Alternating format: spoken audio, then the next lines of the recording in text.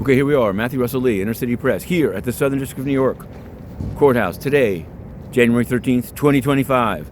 We're heading in for the week, and first we'll begin with Eric Adams, of course. Here, he's the mayor of the city of New York, and on Friday we witnessed the guilty plea, unannounced until that very morning in terms of the timing of it, of Erdoğan Arkan, Turkish businessman who who pled guilty. Now we can say that he did it because he said he did it.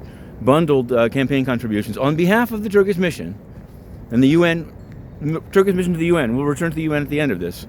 And he pled guilty. But he won't be sentenced until after Eric Adams' trial. And so that seems to imply that either his information or he himself will be used in the trial. Can't imagine that one settling out. Also a man named Sacavino of the fire department, accused of taking bribes for inspections, which is suspiciously similar to the scheme alleged as to the Turkish mission to the UN.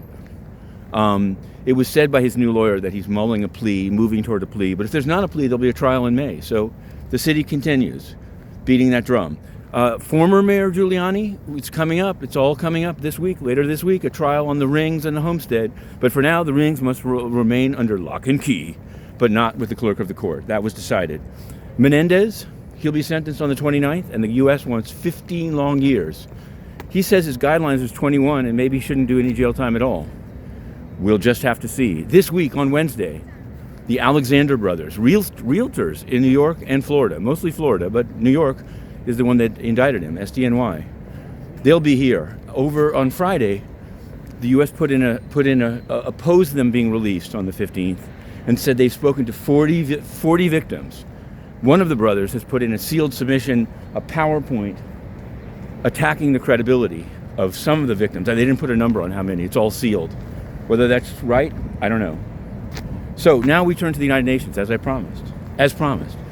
And again, this is